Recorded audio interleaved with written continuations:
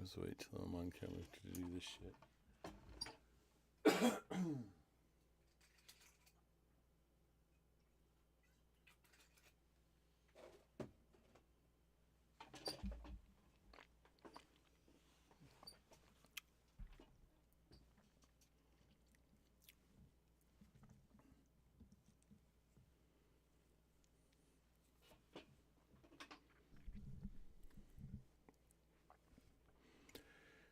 Hi, I'm Daruth the Human, and I'm reading Native American Legends as retold by Zitkala Sa, a writer and translator of the Yankton Dakota Tribe from the late 1800s to early 1900s.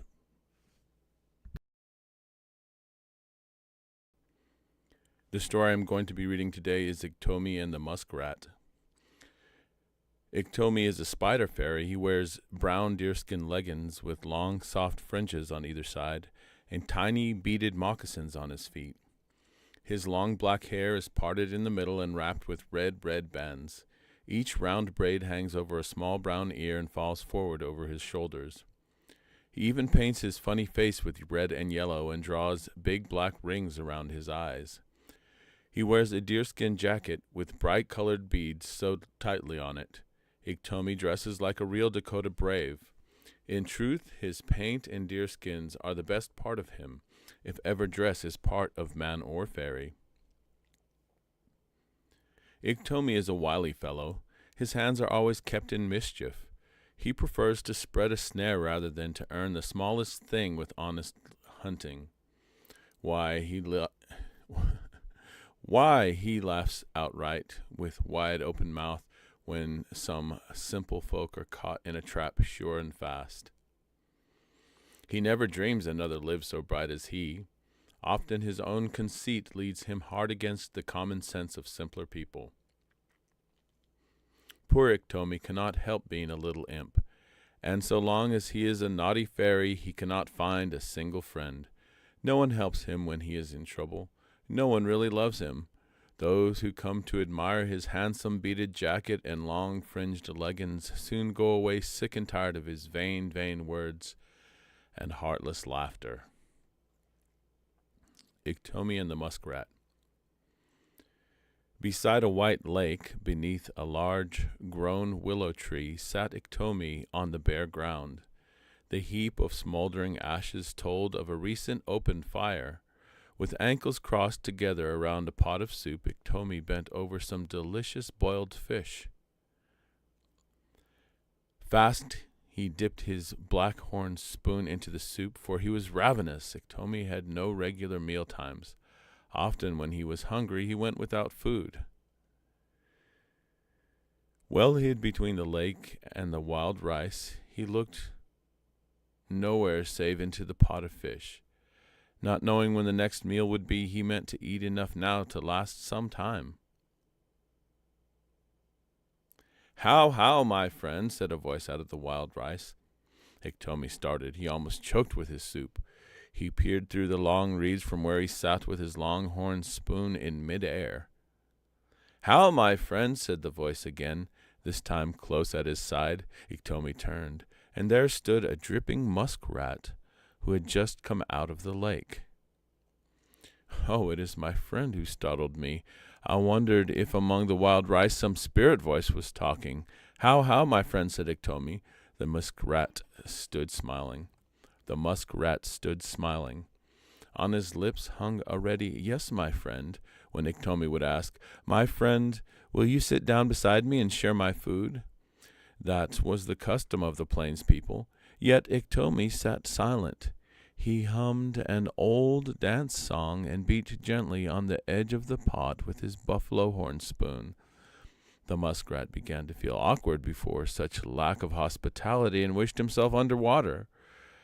After many heart-throbs, IKTOMI stopped drumming with his horn ladle and looked upward into the muskrat's face. He said, my friend, let us run a race to see who shall win this pot of fish.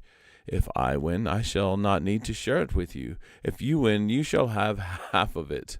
Springing to his feet, IKTOMI began at once to tighten the belt about his waist. My friend IKTO, I cannot run a race with you. I am not a swift runner, and you are nimble as a deer. You We shall not run any race together, answered the hungry muskrat. My friend Ikto, I cannot run a race with you. I am not a swift runner, and you are nimble as a deer. We shall not run any race together, answered the hungry muskrat. For a moment IKTOMI stood with a hand on his long protruding chin. That comes up every time. For a moment IKTOMI stood with a hand on his long protruding chin. His eyes were fixed upon something in the air. The muskrat looked out of the corners of his eyes without moving his head. He watched the wily IKTOMI concocting a plot. Yes, yes, said IKTOMI, suddenly turning his gaze upon the unwelcome visitor. I shall carry a large stone on my back. That will slacken my usual speed, and the race will be a fair one. Saying this, he laid a firm hand upon the muskrat's shoulder and started off along the edge of the lake. When they reached the opposite side, IKTOMI pried about in search of a heavy stone. He found one half buried in the shallow water. Pulling it out upon dry land, he wrapped it in his blanket. Now, my friend, you shall run on the left side of the lake, I on the other. The race is for the boiled fish in yonder kettle, said IKTOMI. The muskrat helped to lift the heavy stone upon IKTOMI's back. Then they parted. Each took a narrow path through the tall reeds fringing the shore. IKTOMI found his load a heavy one. Perspiration hung like beads on his brow. His chest heaved hard and fast. He looked across the lake to see how far the muskrat had gone, but nowhere did he see any sign of him. Well, he's running low under the wild rice, said he. Yet as he scanned the tall grasses on the lake shore, he saw not one stir, as if to make way for the runner. Ah, has he gone so fast ahead that the disturbed grasses in his trail have quieted again? Exclaimed IKTOMI. With that, he quickly dropped the heavy stone. No more of this, said he, patting his chest with both hands. Off with a springing bound, he ran swiftly toward the goal. Tufts of reeds and grass fell flat under his feet. Hardly had they raised their heads when IKTOMI was many paces gone. Soon he reached the heap of cold ashes. IKTOMI halted stiff as if he had struck an invisible cliff. His black eyes showed a ring of white about them as he stared at the empty ground. There was no pot of boiled fish. There was no waterman in sight. Oh, if only I had shared my food like a real Dakota, I would not have lost it all. Why did I not know the muskrat would run through the water? He swims faster than I could ever run. That is what he has done. He has laughed at me for carrying a weight on my back, while he shot hither like an arrow. Crying thus to himself, IKTOMI stepped to the water's brink. He stooped forward with a hand on each bent knee. He stooped forward with a hand on each bent knee and peeped far into the deep water. There, he exclaimed, I see you, my friend, sitting with your ankles wound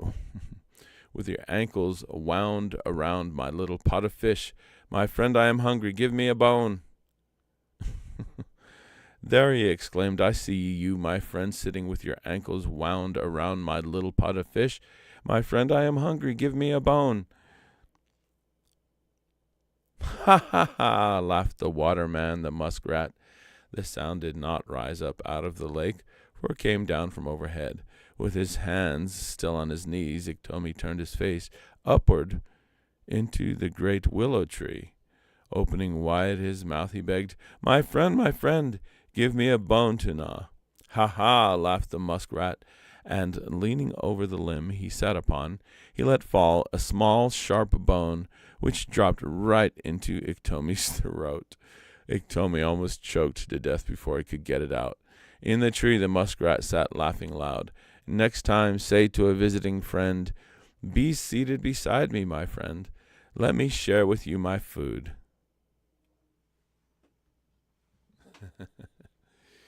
Yeah, I mean, every one of these stories has like basically a social cue to it.